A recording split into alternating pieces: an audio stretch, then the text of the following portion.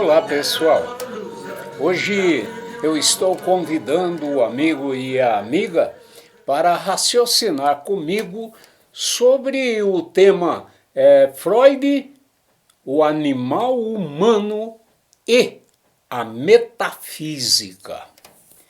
Raciocinando, nós estaremos verificando que a farta circulação de informações investidas de autoridade científica ou filosófica que rola aí pela mídia sobre história, economia, sociologia, política, etc. Essa quantidade de informações dá a ilusão para alguns de que já sabem de tudo o que precisam sobre a própria realidade. Olha, tem muita gente que está mergulhada numa insaciável tarefa de coletar e acumular informações com o desejo de virar autoridade também nessas informações. Se alguém com esse desejo sintonizou o programa de hoje, irá se decepcionar, porque nele iremos raciocinar do nosso jeito, é claro, sobre as estruturas da personalidade do doutor Sigmund Freud, o criador da psicanálise. E vai ser do nosso jeito essa nossa conversa, o nosso raciocínio, porque o nosso projeto racional é para compreender a nós mesmos, tendo como guias os princípios da psicologia racional.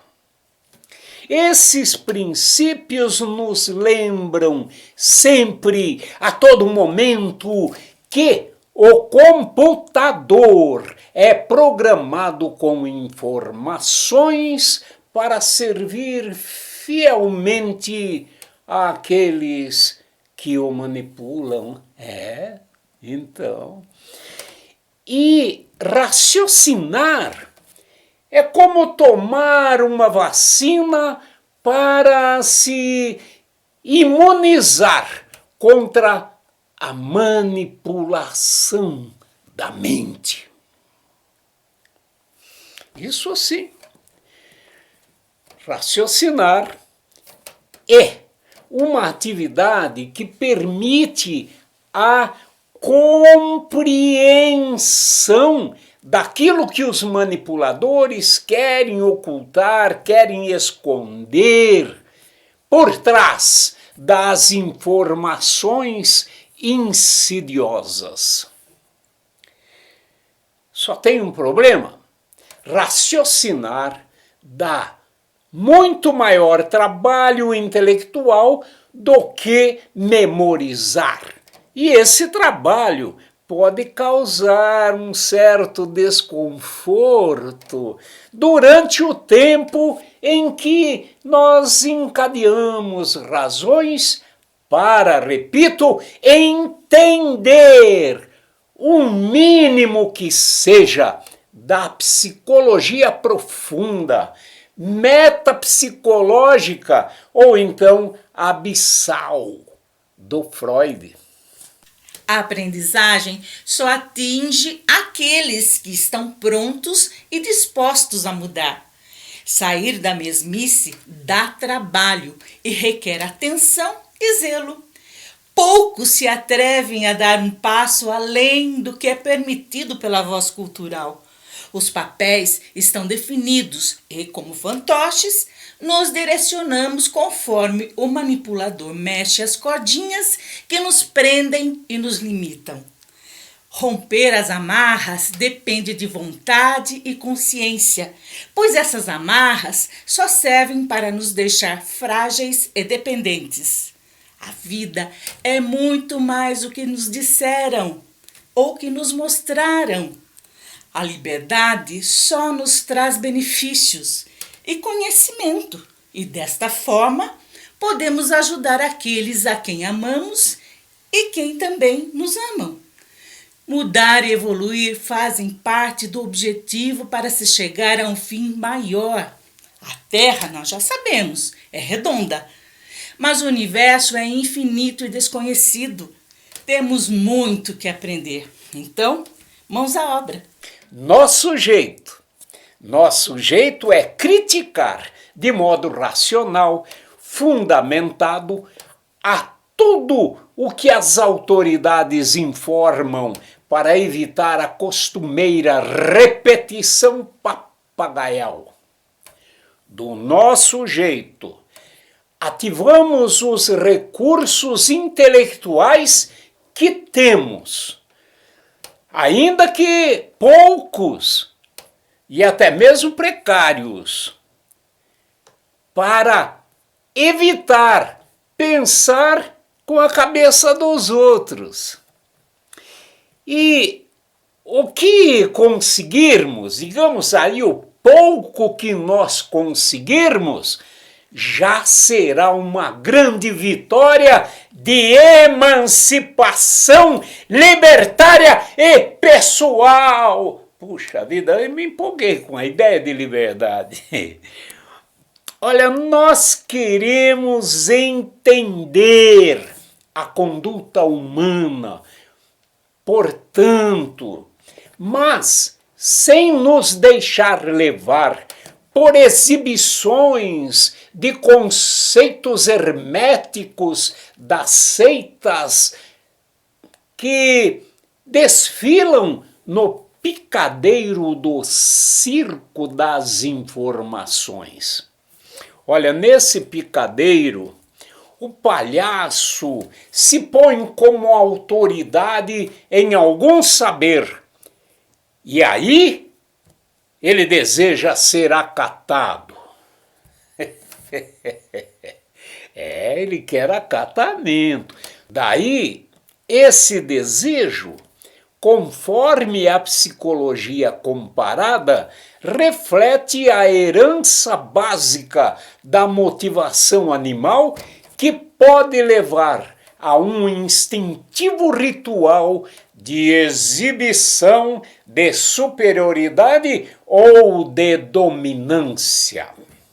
Aí, as informações são exibidas como o pavão exibe suas penas coloridas. Puf! Para impressionar candidatos para a submissão, candidatos para a submissão que é própria do coito. A exibição de informações, portanto, muitas vezes intimida, inferioriza, leva a um processo de vitimização dos coitados que renunciam ao entendimento racional e próprio, que nunca é doado por ninguém, mas construído pela própria atividade de encadear razões. Então, todos nós já fomos informados de que Freud nasceu de uma família judaica no século XIX, 1856. Só não nos informaram que ele, como já havia acontecido antes com o filósofo Nietzsche, foi influenciado pela ideologia materialista da economia liberal burguesa, que após a Revolução Francesa e Industrial assumiu o poder político das nações.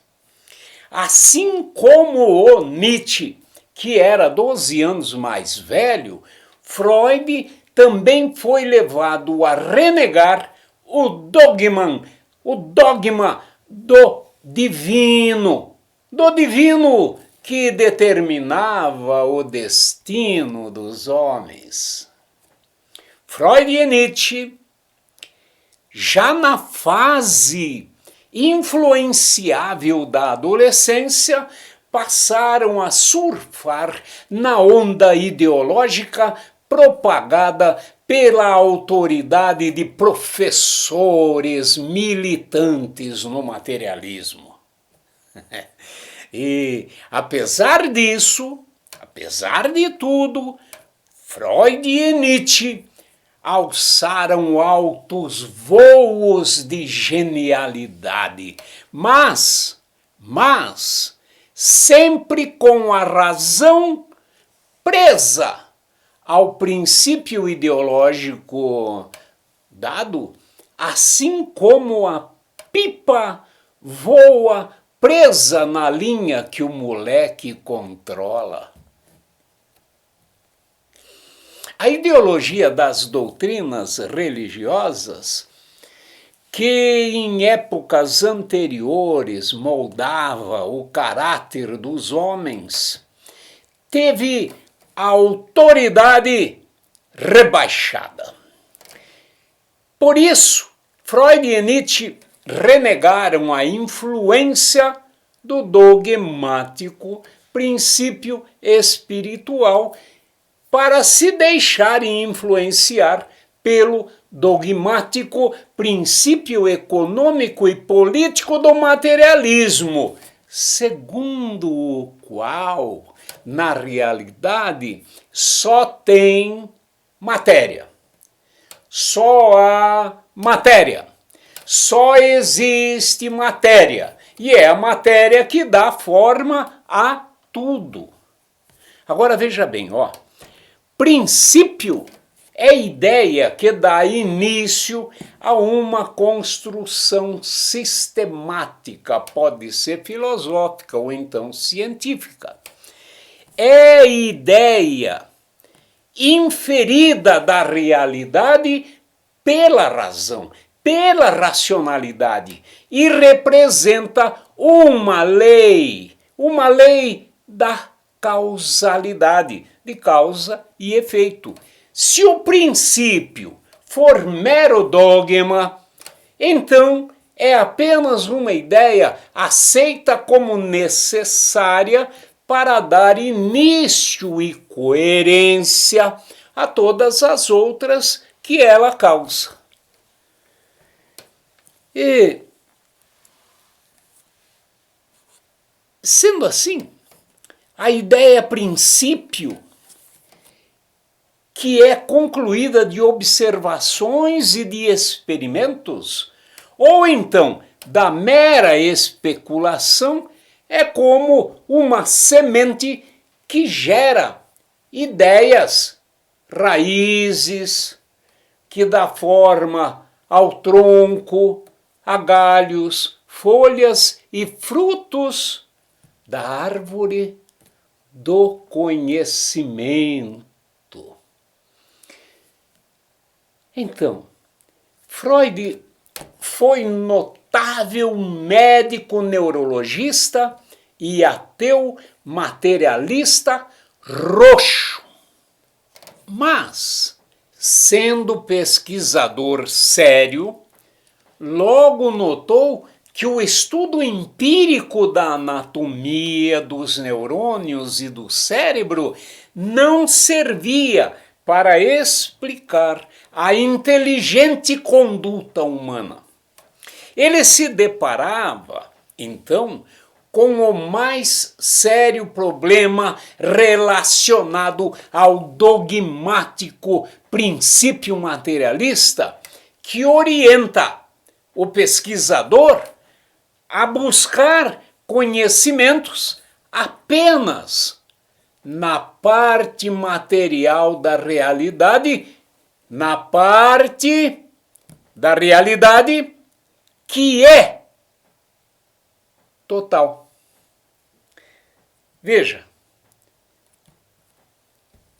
o princípio materialista gera uma frondosa árvore maravilhosa de conhecimentos, mas é uma árvore que é estéril quanto a dar frutos razoáveis para a conduta humana.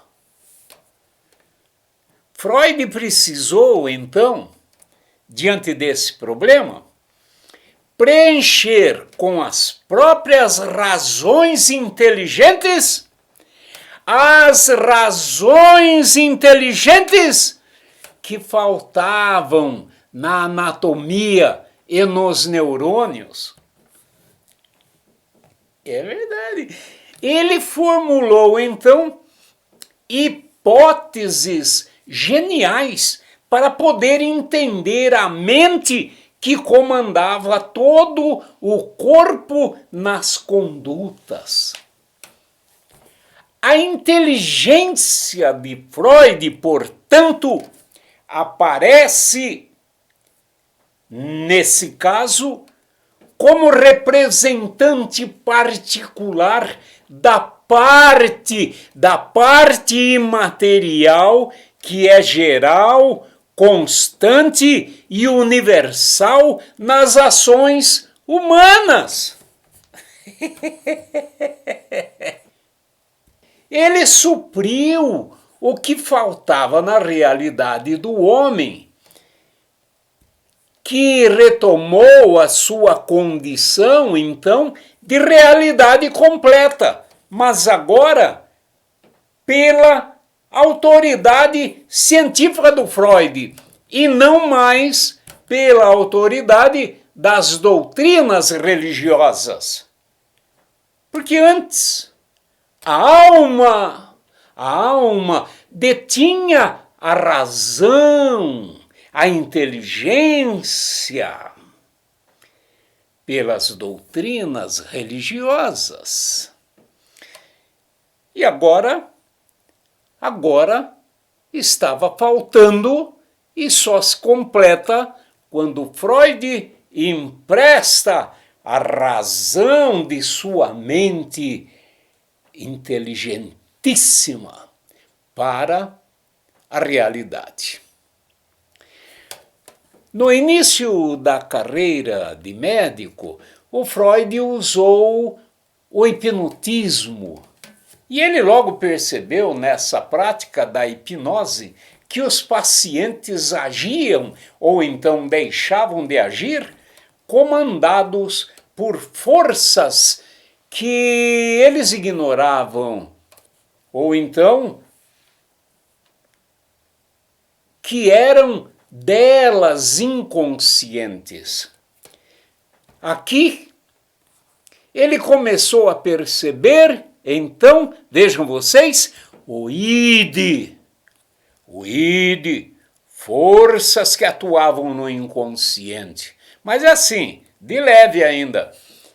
Ele verificou na prática também a autoridade do médico hipnotizador. Aí ele começou a vislumbrar o superego, que nós já vamos explicar já. O superego influenciando o ego do paciente. Apenas assim um vislumbre de entendimento. E ele então concluiu que havia descoberto as forças determinantes da personalidade individual e humana, embora essas forças fossem invisíveis ou estivessem escondidas, ocultadas do observador materialista de corpos. Verifiquemos que Freud vislumbrou então as forças inteligentes que regiam, que determinavam as condutas humanas. E ele não pensou que elas fossem, essas forças, que elas fossem divinas, já vimos, porque as forças que ele aceitava agora eram as da física mecanicista de Isaac Newton, que estava impulsionando aos olhos de todos o trem a vapor, os teares, as máquinas e todos os corpos que se moviam. Apesar de estar comprometido até a raiz dos cabelos com a ideologia materialista, Freud, porém, não conseguia ignorar que as forças da física moviam o trem sob o comando das forças inteligentes do maquinista. E ele devia se perguntar: o que eu faço com essas ideias próprias, pensadas com minha própria cabeça e não com a cabeça dos outros? O que eu faço com elas se o filósofo alemão Immanuel Kant, grande autoridade intelectual, tinha aconselhado os empiristas a não se atreverem a usar a metafísica? Metafísica é apenas um modo racional para entender a realidade. É um método de pensamento. Freud queria entender a realidade.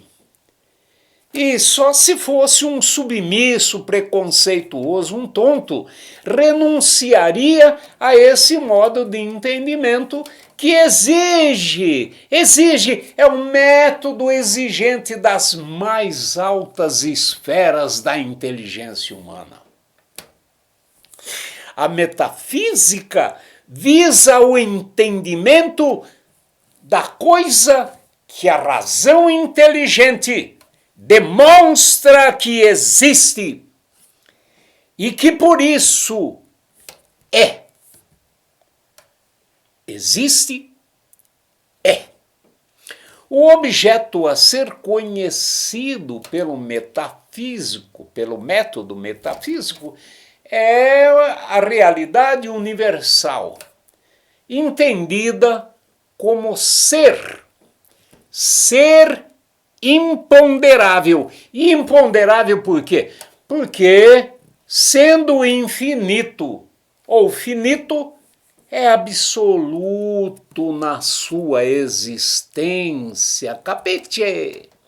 As coisas ou todos os seres particulares, materiais e sensíveis que compõem essa totalidade universal são marcos, são pontos de partida para o conhecimento daquilo que realmente existe, mas não se oferece, não se dá de pronto aos precários sentidos do homem. A isto o Tomás de Aquino, o grande intérprete de Aristóteles, já havia explicado. A forma material, medida e pesada, portanto, não é desprezada nem ignorada no estudo metafísico. Ao contrário, é o ser aparente e superficial do fenômeno que convida ao primeiro passo na compreensão daquilo que existe, da existência. O sensível, portanto, é o fenômeno que dá a necessária passagem para a compreensão do que é essencial ou do seu ser fundamental. Nós já mostramos em nossos programas anteriores como, pela análise, nós quebramos, entre aspas, o objeto da identidade humana, talvez você lembre, em suas partes primordiais, até que chegamos ao último componente, que é a partícula, o PI, né? A partícula inteligente, o eu. Você lembra? O eu que existe como um,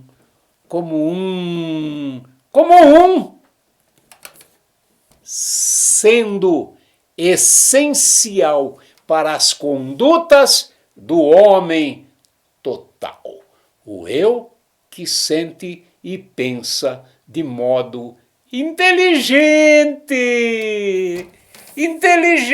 que está na realidade, é uma grande parte ignorada pelo dogma materialista.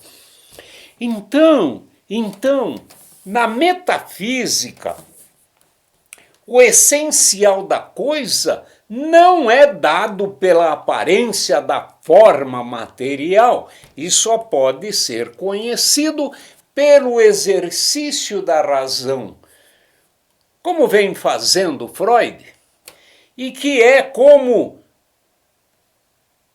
o raio-x, ou então a visão de raio-x do super-homem, que ultrapassa pela compreensão a realidade oculta na física. Há quem ache que pensar de modo metafísico é realizar apenas especulações abstratas divorciadas da realidade sensível. Com esta visão equivocada, os empiristas científicos deveriam desprezar a metafísica.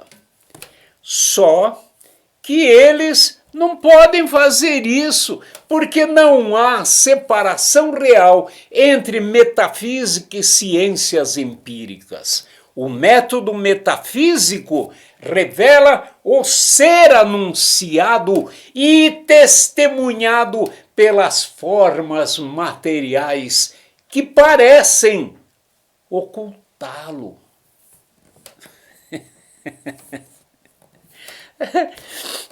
Daí que ambos os métodos de conhecer a realidade, a metafísica e o empirismo, se completam como as duas faces de uma moeda. Razão esta pela qual os cientistas nunca abandonaram a metafísica dos ensaios matemáticos, pois se o fizessem, teriam só conhecimento de superfície e ignorariam totalmente o universo dos seres ocultos, como átomos, partículas, bósons, ondas, etc. Só há diferença no método utilizado para comprovar o acerto ou a verdade dos resultados. Na metafísica se prova as conclusões, os resultados com a lógica racional. E nas ciências empíricas, com a inevitável lógica racional, mais a reprodução experimental. Notou que a razão é a força inteligente e necessária num e noutro modo. essencial para o conhecimento científico e metafísico. Resumindo, Freud queria entender e explicar as forças que as formas anatômicas e fisiológicas do corpo não mostravam. E ele notava que, embora essas forças não se mostrassem na matéria, existiam no comando inteligente das condutas humanas. Os olhos da razão mostravam que eram forças inteligentes e não meramente forças reflexas ou mecânicas, como as eletroquímicas que movem neurônios e músculos. As forças inteligentes davam direção e sentido aos movimentos do corpo e não havia outro jeito para Freud senão procurar representá-las, a princípio, por modelos matemáticos, e depois ele abandonou os modelos matemáticos para trabalhar apenas com modelos teóricos. Ele supôs, então, que a personalidade seria reconhecida pelas atividades mais ou menos padronizadas do sujeito tentando reduzir tensões causadas ao psiquismo pelo excesso de excitações sentidas como desagradáveis. Com base nessa ideia que ele adotou enquanto o princípio do prazer, o princípio de prazer, uma determinante que leva o indivíduo ou os indivíduos a um determinismo que é fugir do desconforto em busca do prazer. Então, ele dividiu o modelo do psiquismo em 3 partes ou estruturas que eu já falei, que ele já estava perseguindo. A primeira estrutura da personalidade seria a do id. Id, que é um centro de forças que traz ou que vem da herança arquetípica de toda a conquista evolutiva da espécie e se apresenta desde o nascimento da criança. O id seria a fonte original das forças produtoras de movimentos reflexos, de atos instintivos e de condutas destinadas a descarregar tensões desagradáveis. O id deu ao corpo a organização que ele tem, a organização formal e somática, sendo, ao final, como um potente gerador elétrico, uma potente usina de força que tem as suas forças distribuídas nas condutas do sujeito por meio de outras estruturas. O ego. O ego é a estrutura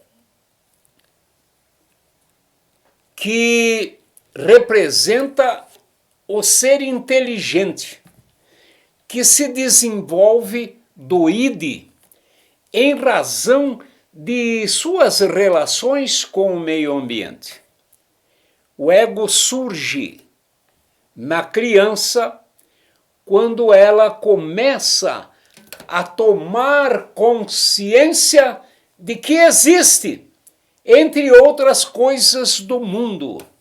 O ego é a consciência e sua função é de reduzir as tensões internas provocadas pelas forças do id com atos, com atividades capazes de dar prazer e proteção.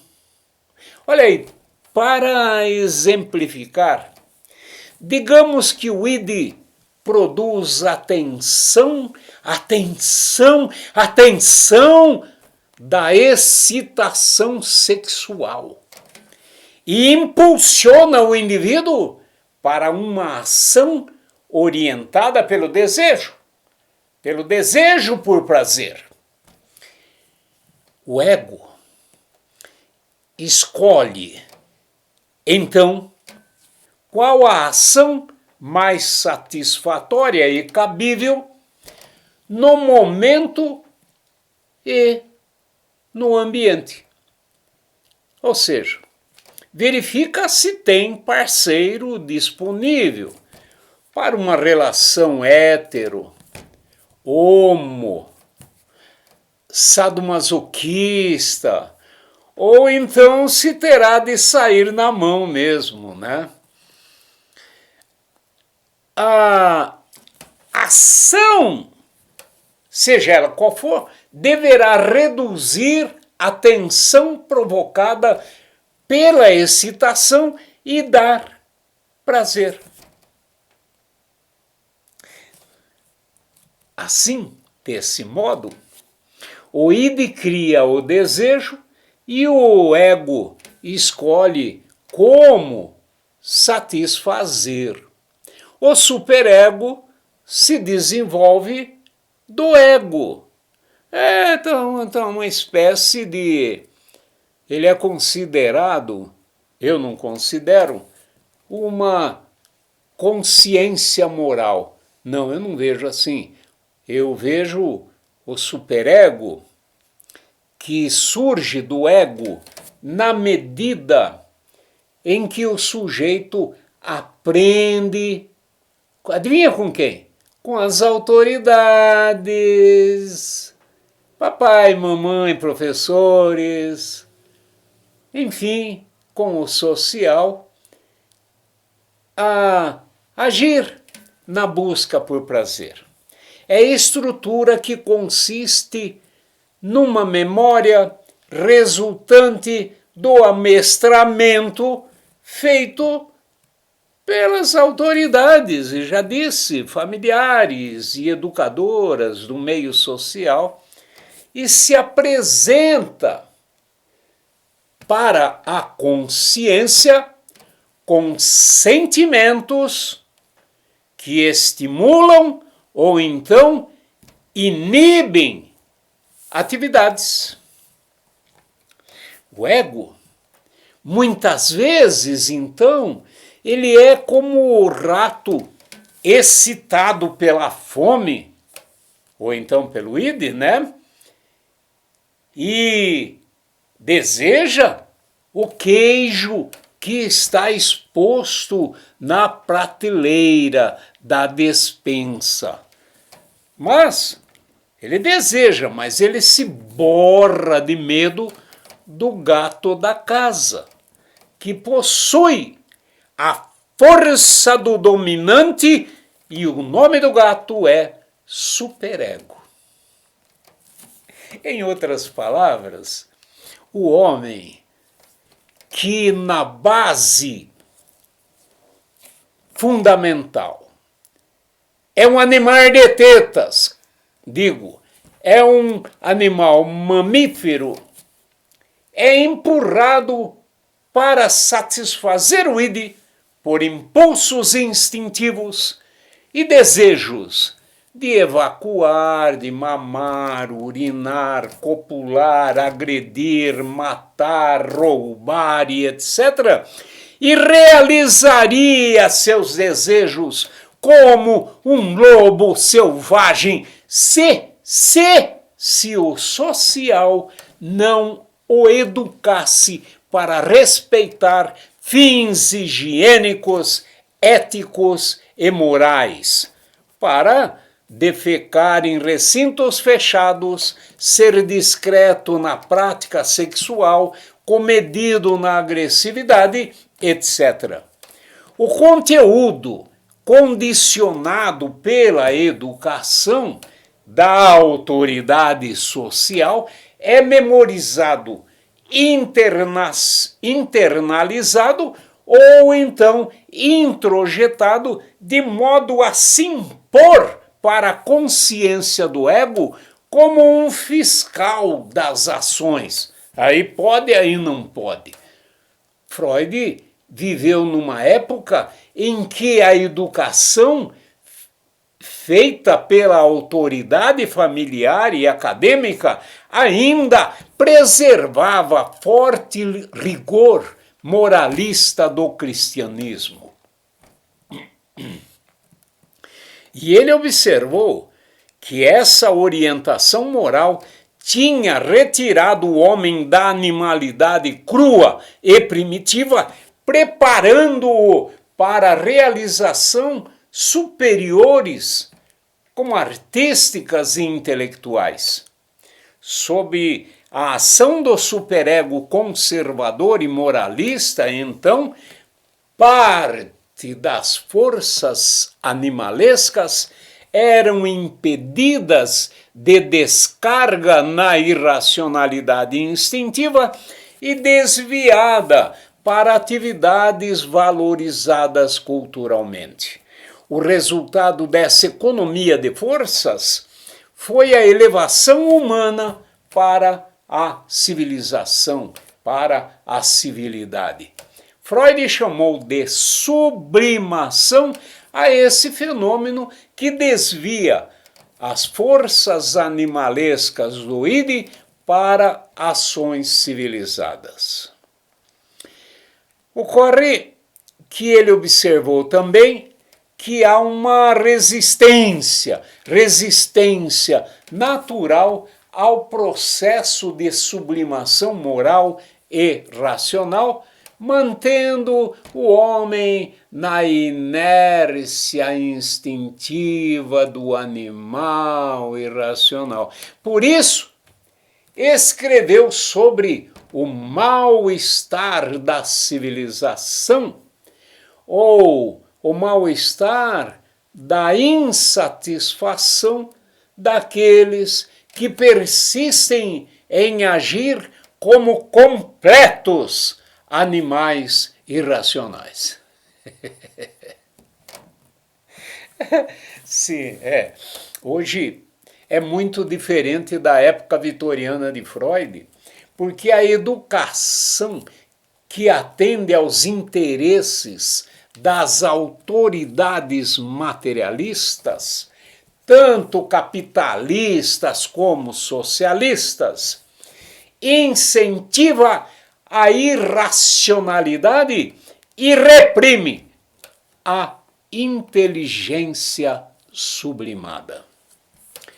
Por meio de doutrinas econômicas, intelectuais ou políticas, se incentiva a libertinagem, a infidelidade conjugal, a ausência de compromisso ético nas relações sociais, na família e em todos os níveis de ação. Essa educação internalizada ou introjetada produz um superego que ajuda o ego a dar vazão para as forças animalescas e a sentir vergonha de ser honesto, leal, amoroso, decente e bom. O sujeito é educado para se sentir um animal livre por repetir como papagaio chavões ideológicos de esquerda ou de direita. A inteligência racional, então, fica tão inibida que em certos casos o homem chega a parecer mesmo ser apenas um corpo material, né? É claro que assim, nessas condições, ocorrem muitas competições